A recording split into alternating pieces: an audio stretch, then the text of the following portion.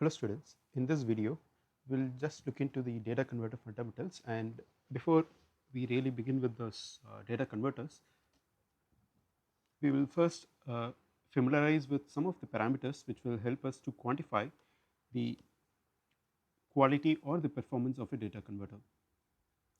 So first of all, what is data converter? So data converters are nothing but the ADCs and DACs. Okay, so the process of converting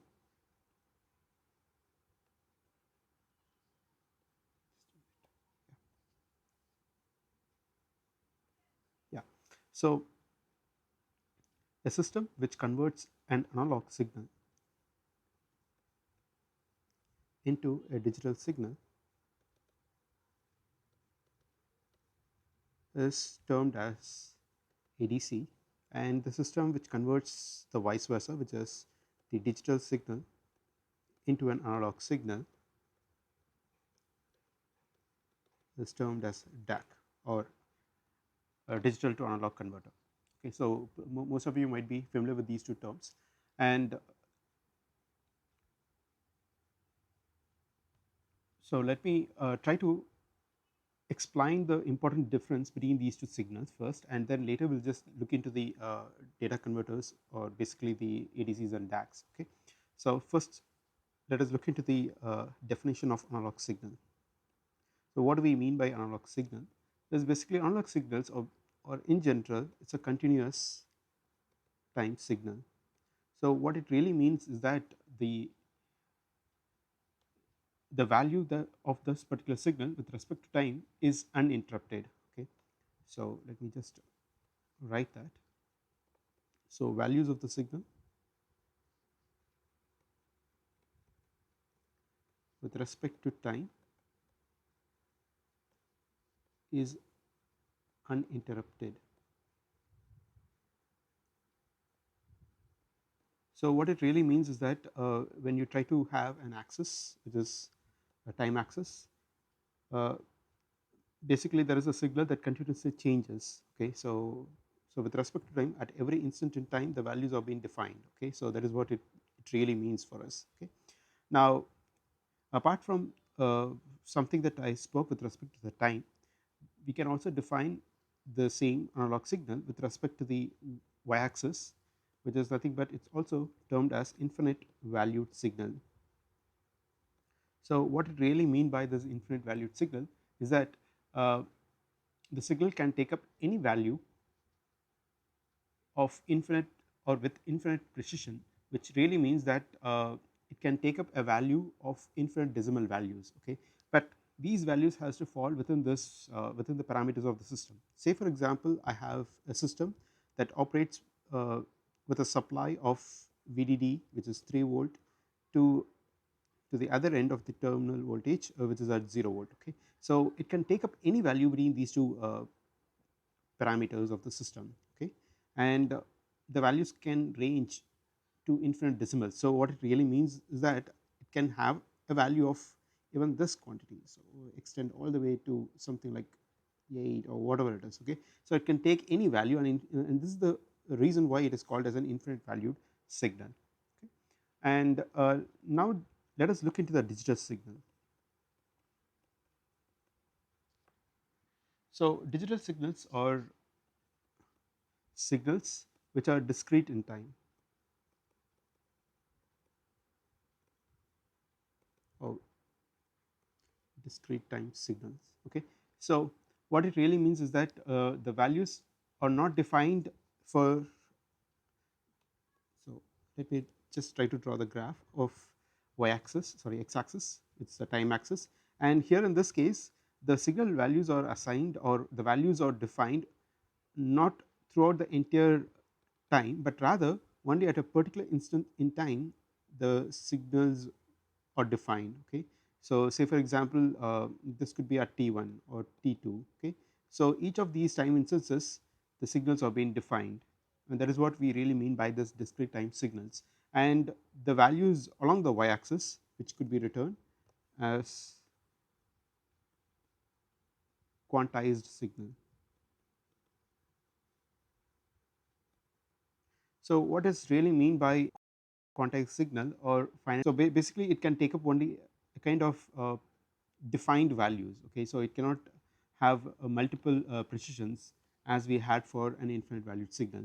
Say for example, if I have a system with a supply between 0 to 3 volt, then it can have a specific value of 2.8 or 2.6, and in that way there are only predefined values of the voltages it can take up, and it will not have the values like 2.79 or 2.7 even. Okay, so it cannot take up these kind of values. Okay, it has only a predefined set of values, and that is what we call it as a quantized signal values. And in general, when I say quantized, it is not exactly to be in terms of voltage, but rather what we really mean is that we will be assigning these voltages to a discrete signal, which in case a binary signal or a digital signal, say for example it could be like 111 or something like that. Okay, so it depends on the number of bits that we assign for the digital signal.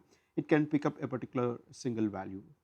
Okay, hope that I am not confusing you people. So in general, the quantized or finite value signal is something which takes up only a specific values of voltage, not like apart from these specific values it cannot take up the other values.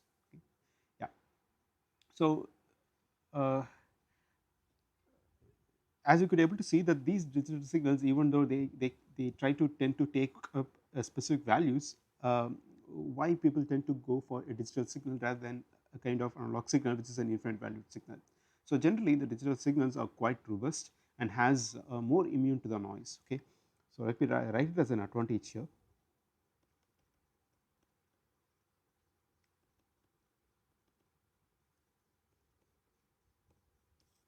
So as a first advantage, they are more robust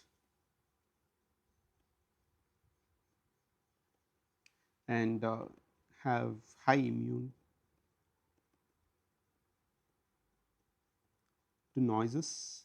So these noises could be an interference noise because of the signal that flows in parallel to it, or it can be even the noise that has been generated by the circuit component by itself. Okay, and just because of these characteristics, generally the digital signals are more preferred to process than compared to the analog signals, which are basically immune to the noise signals, and they are not that much robust when compared to the digital signals. Okay, and having these digital signals would help us to directly apply these signals to something like a digital signal processor or DSP processor, and then you can enhance the signals.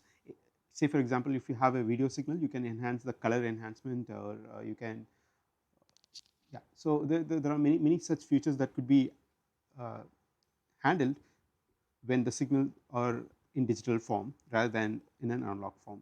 Okay, yeah. So let me just have a quick general view of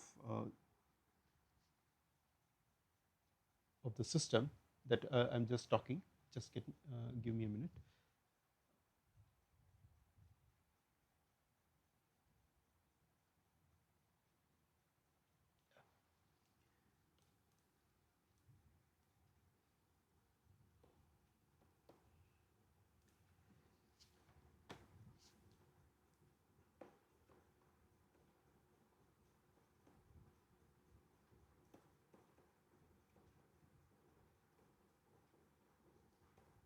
Yeah.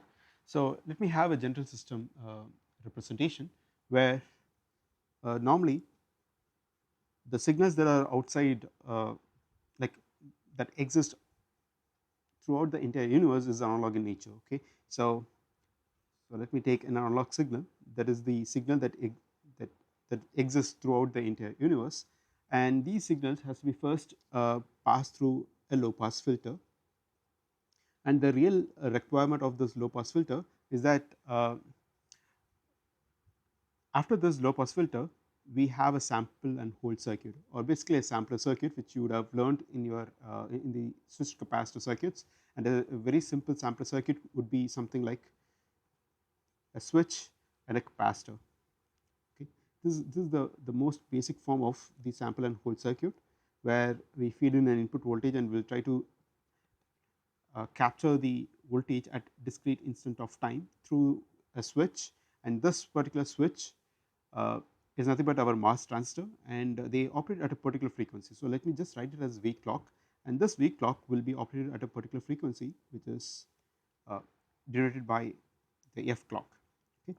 Now the major part of this particular circuit, which is the simple sample and hold circuit, is to make your signal, which is the input signal is basically a continuous time signal, whereas the output of this particular sample and hold circuit in general will be a discrete time signal.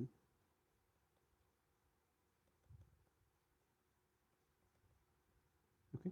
Yeah. So basically what it really means is that the signals will have values only at a specific instant in time. That is what we are trying to do, or to convert our analog signal, which is both infinite valued as well as uh, continuous time signal. Okay. And the output of this sample and hold circuit is just the conversion of this continuous time signal into a discrete time signal, but we will still retain this infinite valued signal as it is in the output of the sample and hold circuit. Okay. So now first let me talk about this need of this low pass filter, and later I will just move to the next stage where we will convert this infinite valued signal into something known as a quantized signal. Okay. Yeah.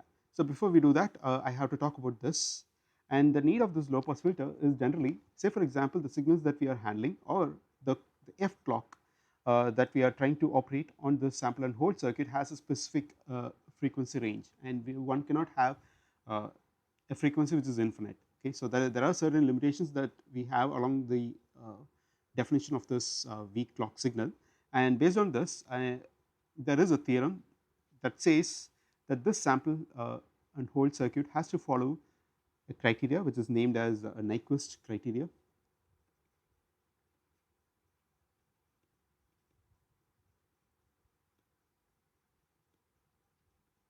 Okay. So I guess you might be familiar what is this Nyquist criteria from your communication system course. So let me just quickly state it out. Uh, the Nyquist criteria term states that the sampling frequency must be at least twice the value of the input signal maximum frequency component, and if we do so, one could avoid this aliasing effect, right. So due to which I have to filter out the high frequency signals of this particular input that I am feeding into this sample and hold circuit. Okay.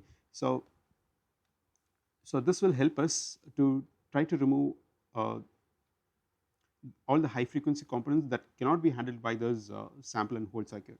So in general, one could state that the Nyquist criteria is defined as F sample, or which is nothing but the F clock signal. This is what I am talking.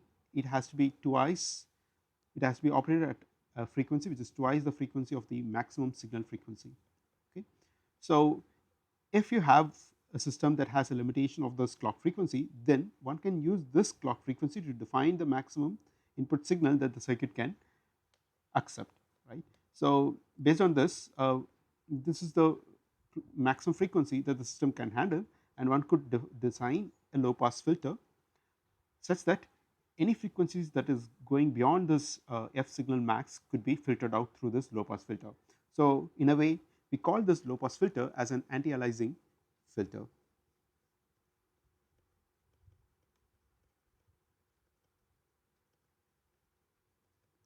Okay. So it helps us to remove this aliasing effect. Okay. Yeah. So now that we have this conversion from a continuous time signal to a discrete time signal, but in order to convert our infinite valued signal into a quantized signal, we need what is known as a quantizer.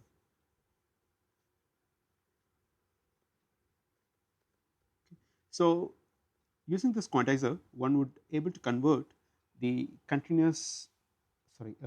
the discrete time signal but infinite valued signal into something known as a finite valued signal.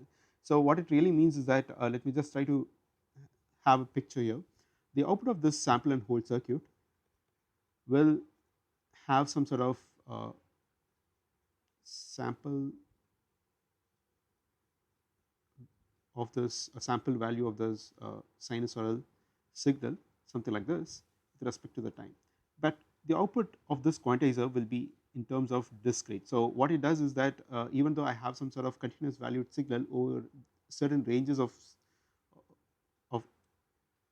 yeah, probably my drawings are not that much great, but what I really mean is that there are certain ranges of signals that it has sampled.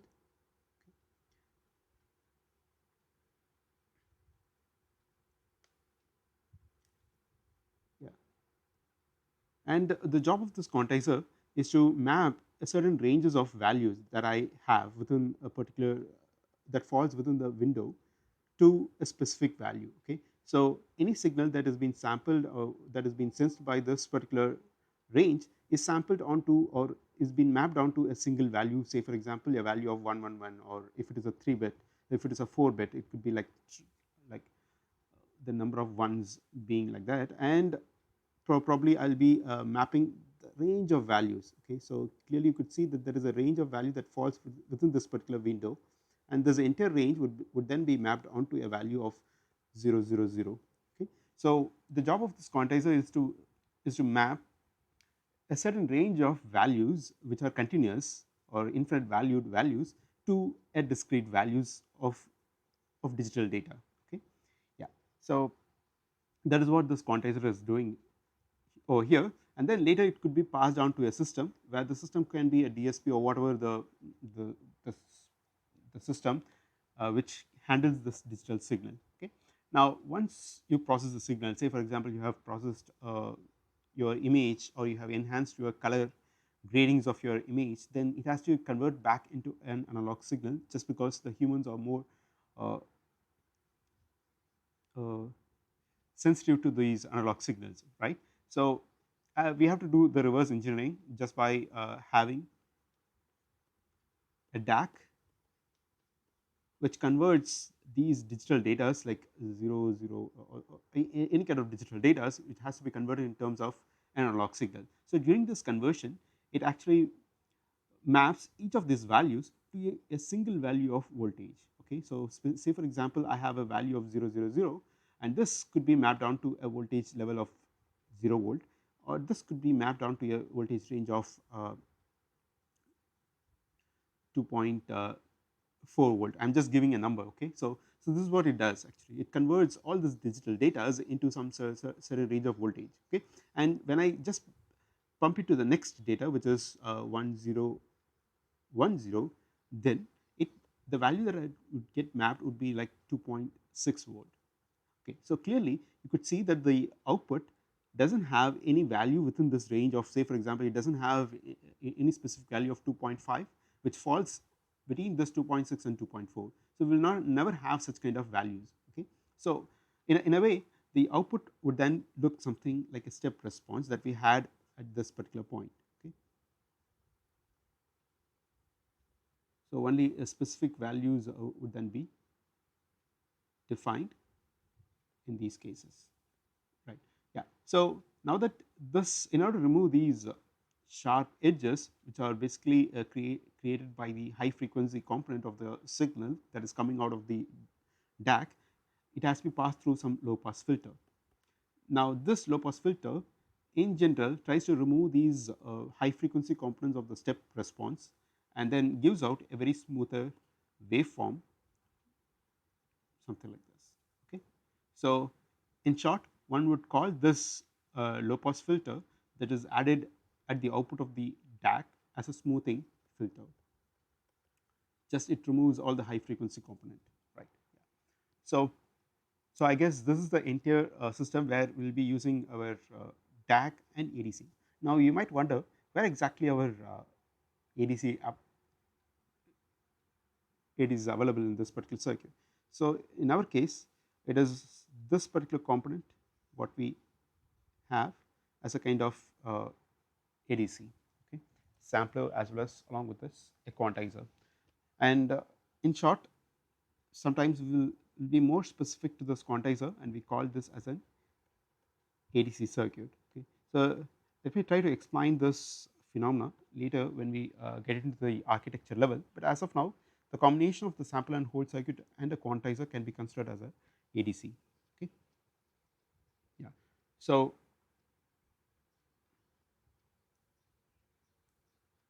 let me just begin with the discussion of Dac characteristics, and then followed by this I will just try to uh, discuss about the ADC characteristics. So in the case of a Dac characteristics, again as I said at the beginning of the video, that we will be looking at some set of parameters which will help us to characterize the performance or the quality of the architecture or ADC architecture. Okay, yeah. So first let me write the heading, which is digital to analog converter, or in short called as Dac, and let us look into the characteristics of it.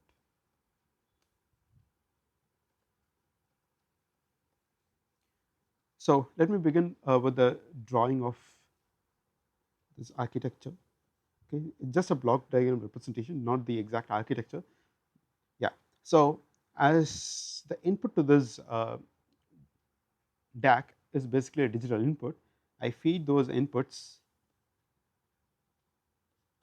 and if there are n bits of data that comes as a digital input, then I could label them as D0, D1 all the way to Dn minus 1. So the total number of bits that I used would become something like a n bit digital code. Now I just state it as digital code, but in short this need not to be always equal to a binary code. Okay, so I will talk about the different types of code, digital code, that we can use to represent an analog data. Okay, so that we will be discussing when we discuss about the architecture, but as of now we will just hold the statement as a digital code rather than being more specific to something like digital binary code. Okay, yeah. So now as we know that the output will be an analog, but what type of output we will end up having depends purely on a reference that I feed here. Okay, so what I really mean is that when we have a reference as a voltage, the type of output that I would get would be an output voltage. Okay, in case if the reference is a current reference, then the type of analog output that I would get out of the circuit would be an output current. Okay, so basically the output is analog, but the type of analog signal that we would get either as a voltage or a current depends on the type of reference circuit or the reference source that we attach to this ADC. So you always have to be clear with this definition forms. Okay, but in general we will be using this voltage source as our reference, and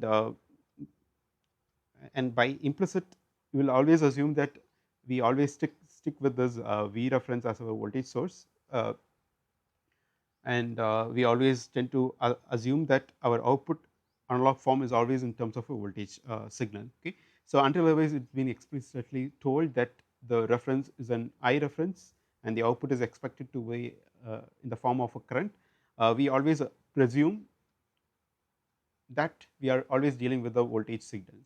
Okay, so hope that you are clear with this particular statement, and now let me try to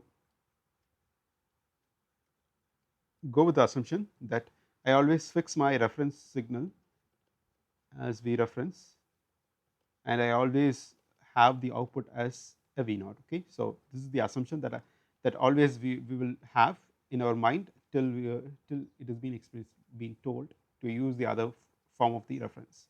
Okay, so now with that let me try to mathematically relate the input signal of the DAC to the output signal of the DAC.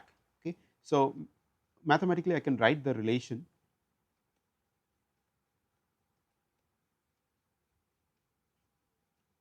that the signal V out is defined as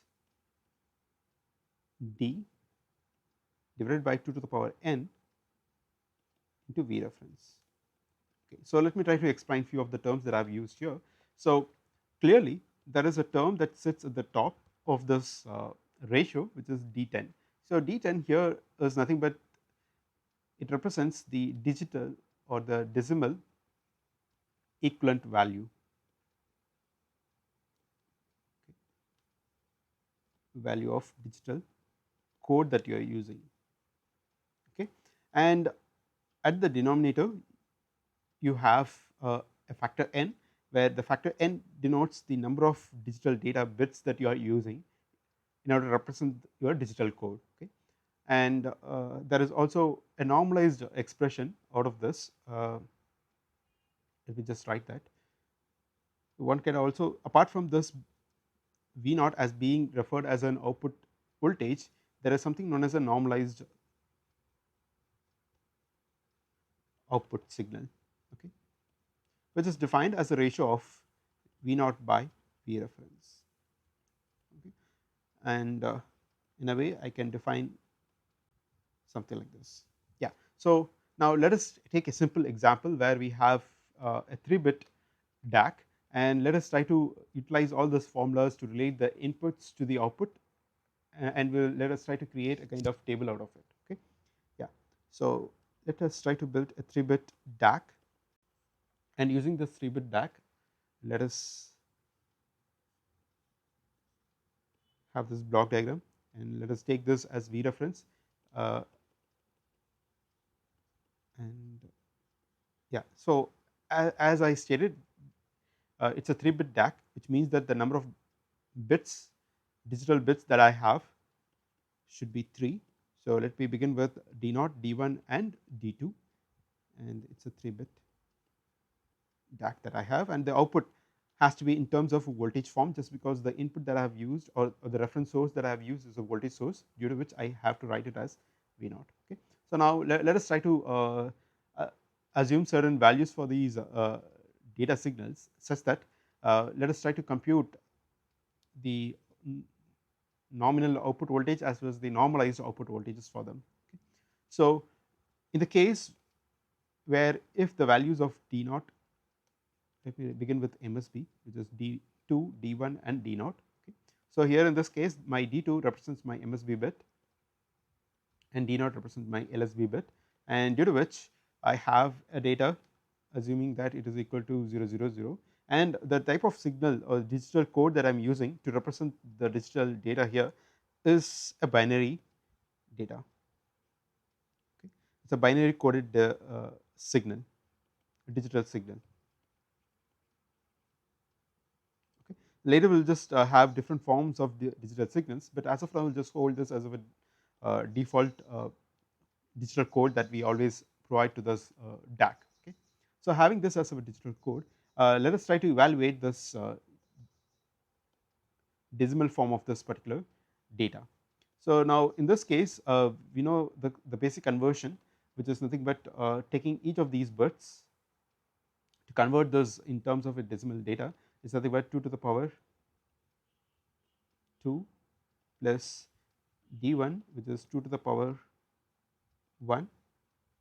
So these are the positions with respect to the decimal point, okay, plus D0, which is 2 to the power 0. Okay.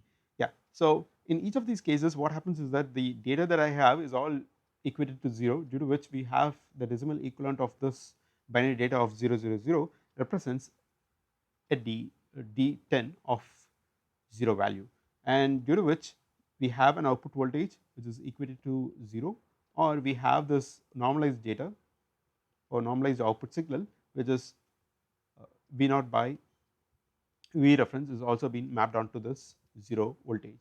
Okay.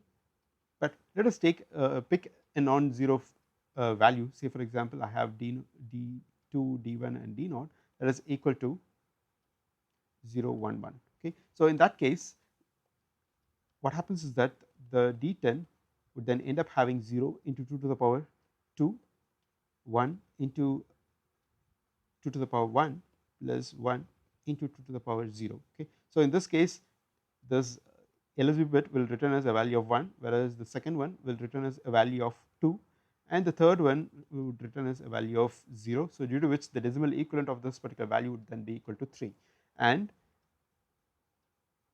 the output voltage would then be defined as something like 3 divided by 2 to the power n. So in this case the number of bits that I have is 3, so due to which it becomes something like this into V reference.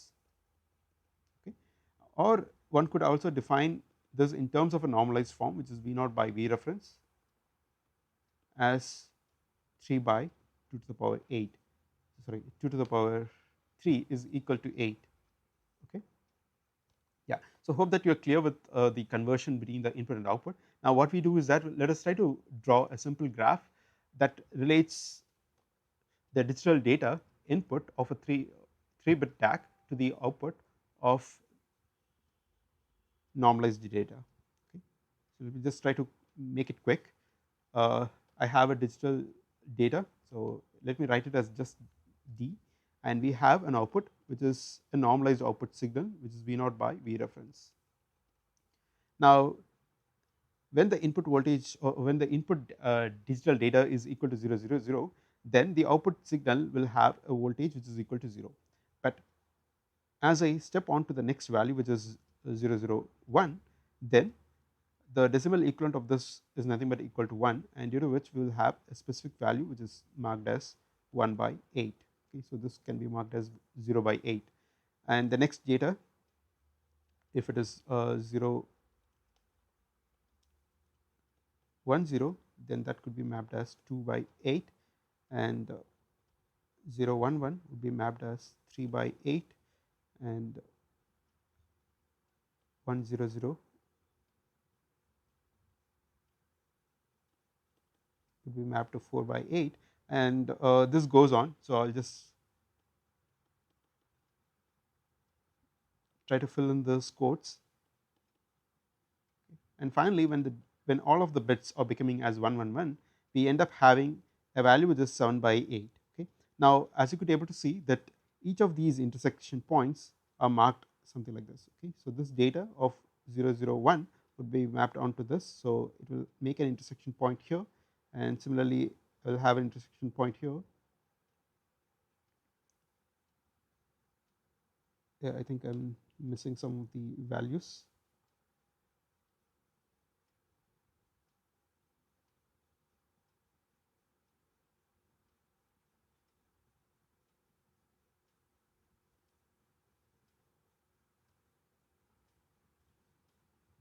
Yeah. So this is the characteristic graph that I have for the data converter for the DAC, okay, which seems to be a straight line.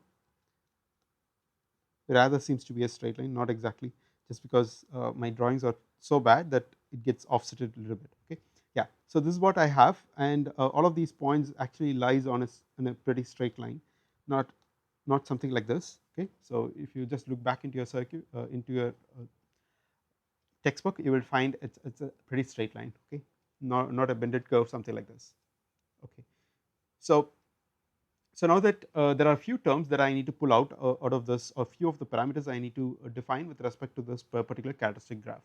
So the very first characteristic graph is the very first parameter that I need to discuss out of this characteristic graph is the VLSB. Okay. Now what is this VLSB basically defined is nothing but it is 1 upon 2 to the power n into V reference. Now this VLSB is something that uh, talks about the increment in the output voltage when there is an increment in the digital data. So what it really means is that uh, let us take some 2-3 cases here. So if at all, if I'm moving from a data input of D000 to D001, there is an increment in the value of a binary data, right. So in a way, when we look at the output, you could see that there is an increment in the output value which is equal to from 0 to a next value of 1 by 8. Okay. Similarly, when we jump from this data which is 001 to 010, again the difference between these two signals happens to be the same incremental value of 1 by 8. Okay. So I am talking only about the difference here. So every time when we increment this input signal from the previous data to the next data, there is always an increment to value of 1 by 8 in each cases. Okay. And this VLSB is something that talks about the step input to this particular signal. Okay. And this VLSB is something that we always have to remember, that it has been related to a voltage, okay, and in turn it defines the ideal step height, okay.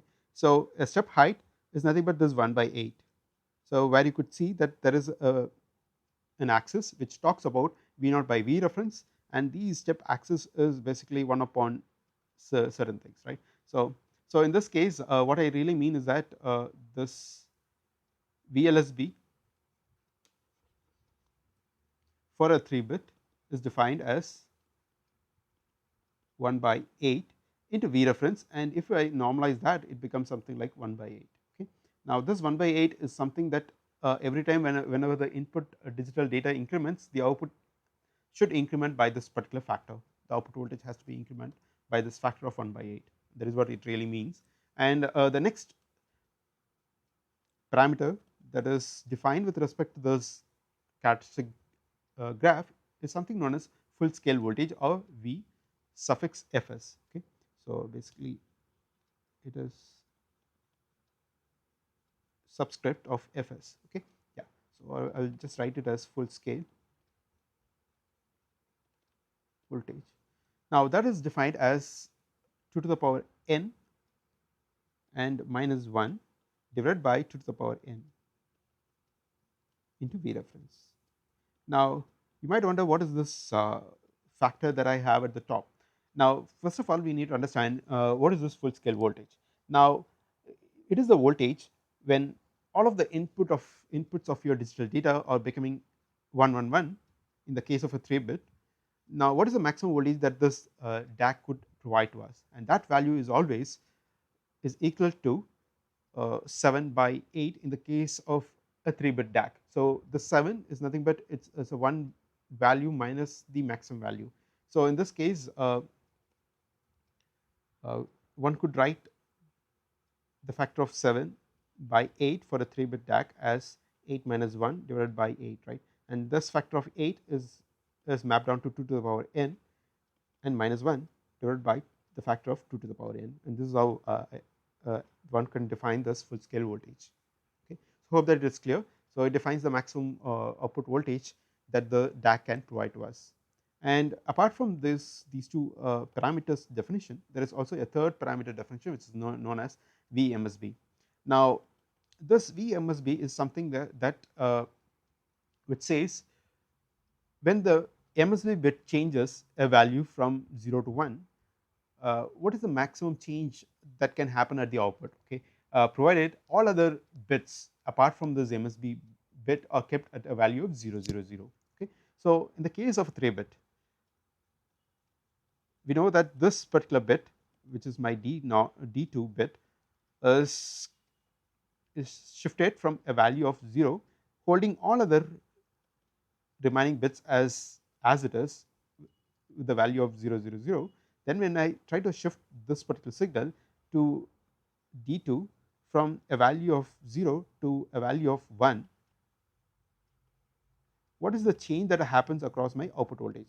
So clearly from this input it is pretty clear that the output voltage would be equal to 0, but when they shift to this particular value holding the other bits as 0 0 0, this will end up having a value which is equal to a reference voltage by half, okay.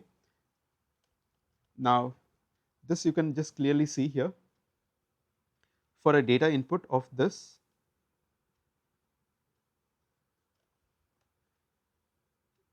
this is being mapped onto this particular signal, okay.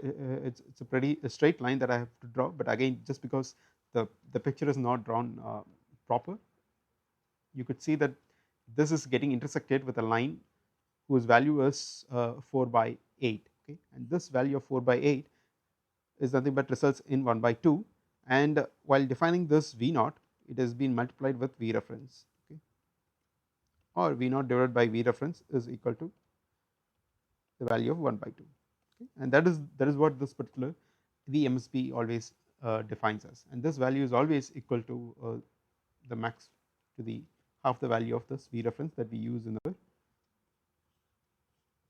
data converter.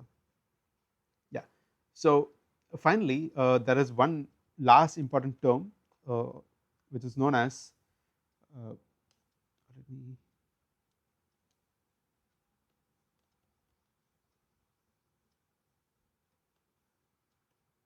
yeah, the resolution of a DAC. So, what we really mean by the term resolution is that it signifies the n value of a data converter. Okay. Now, this is just the n value. Now, we will just find this resolution to be so important when we try to achieve the desired sensitivity of the DAC. Okay. So, let us try to discuss about this resolution parameter with respect to an example, so that it would be better understandable by you rather than try to define it the term as it is.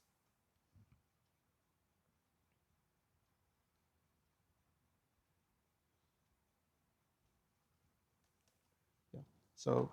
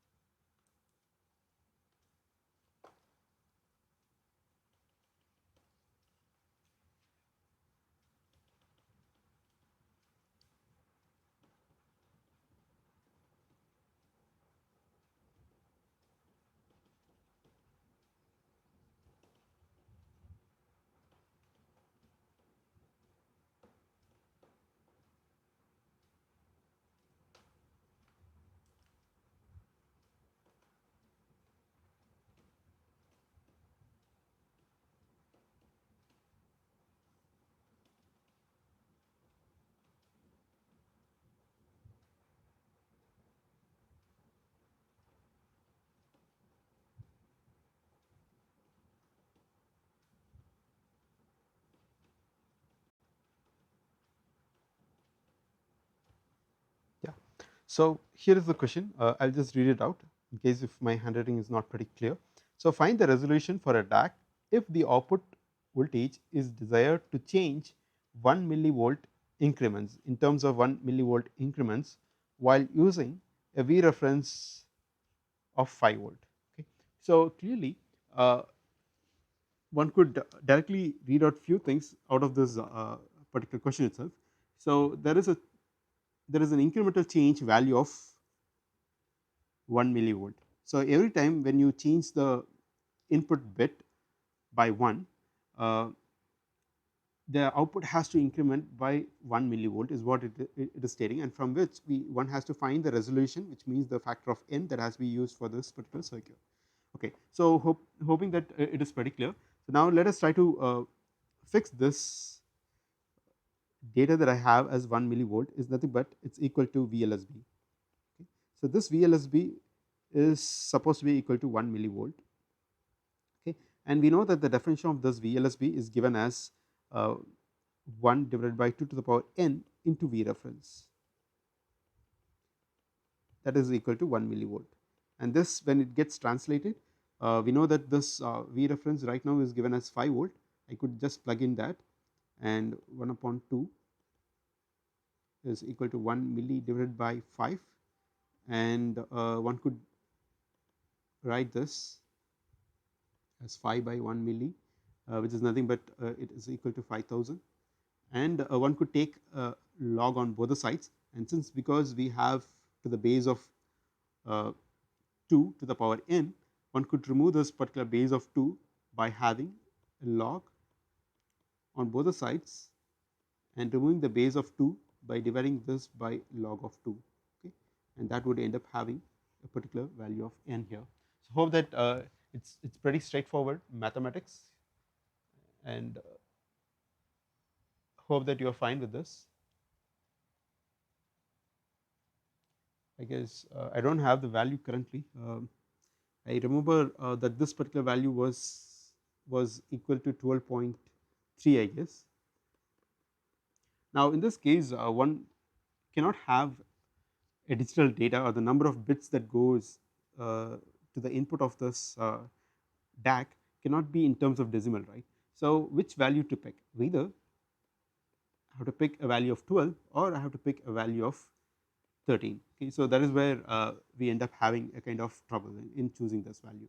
So now we know that when I choose a value of 12 where n equals to 12, then what happens is that for every increment in the value of uh, the digital input, we might not able to achieve this VLSB of 1 millivolt, but rather if I pick a value of n that is equal to 13, then a VLSB value will be smaller than this 1 millivolt, and this is what we really needed. Okay, so among these two values, the one that achieves, so in this case having a value of n that is equal to 12 will result in a VLSB which is greater than this 1 millivolt, okay, whereas this one will result in a VLSB that is less than 1 milli.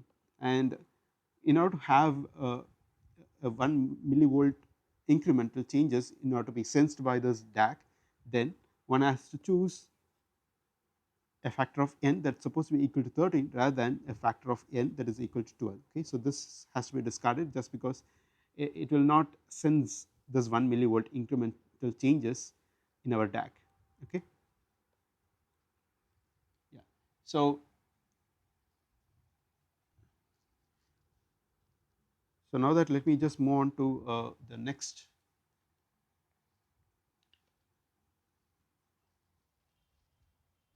exercise problem. Let me just try to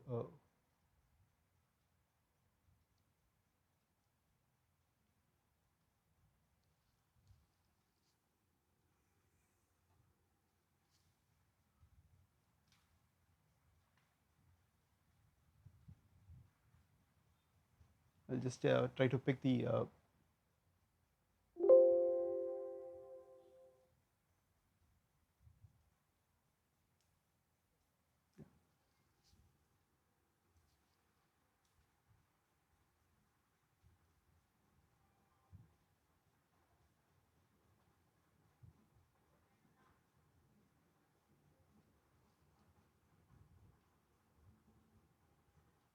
let me try to paste the question here.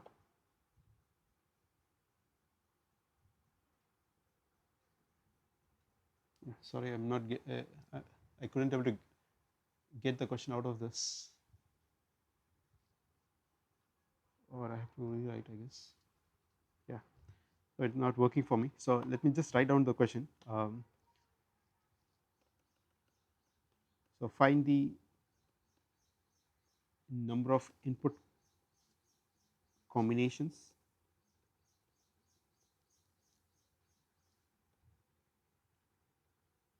values for one LSB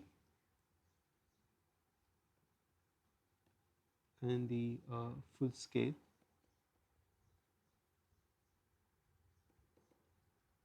voltage generated for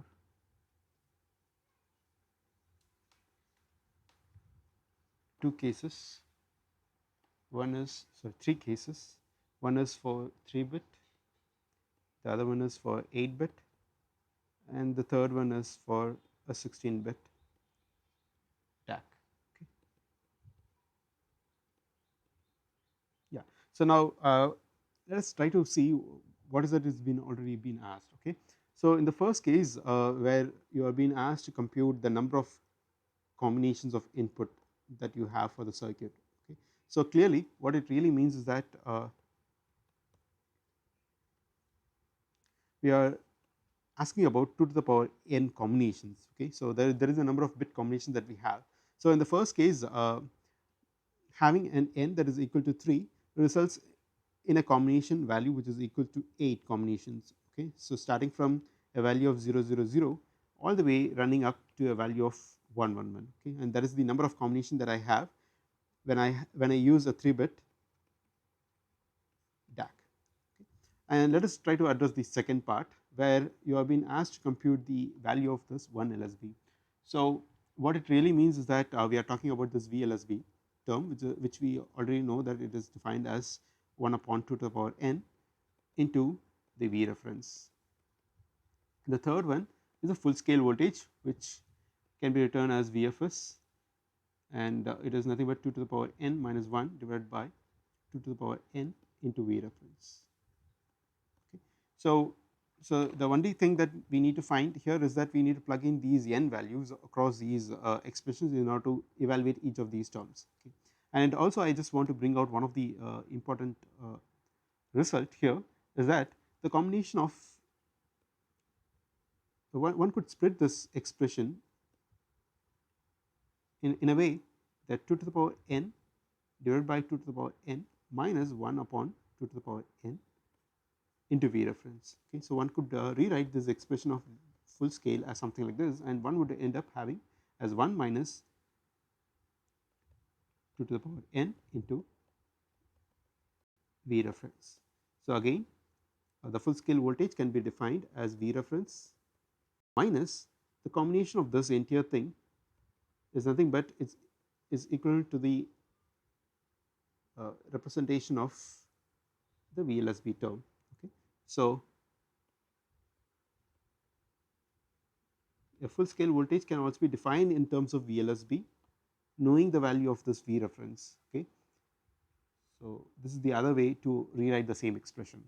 Okay. Hope that it is clear, and let me stop here, and in the next class we will discuss about the uh, analog to digital converter or ADC characteristics, wherein we will try to address few more things when we try to plot the output input kara of the ADC. Okay. So, we'll be introduced to a particular term which is known as a quantization error, uh, just because that happens whenever we try to convert an infinite valued signal into a finite valued signal. Okay. Whereas when you look into DAC, there is something that we are dealing is a finite valued signal which is the digital, and we are trying to convert them into a finite valued output signal. So, in this case there is no quantization error that exists in a DAC, but ADC does an operation where it tries to convert an infinite valued signal to a finite valued signal. So, in that case we will end up having some sort of quantization error, and the discussion about those quantization error will look in the next class. Uh, so, I will just send you the link of WebEx in a minute, so you can just come for the discussion over there. Thank you.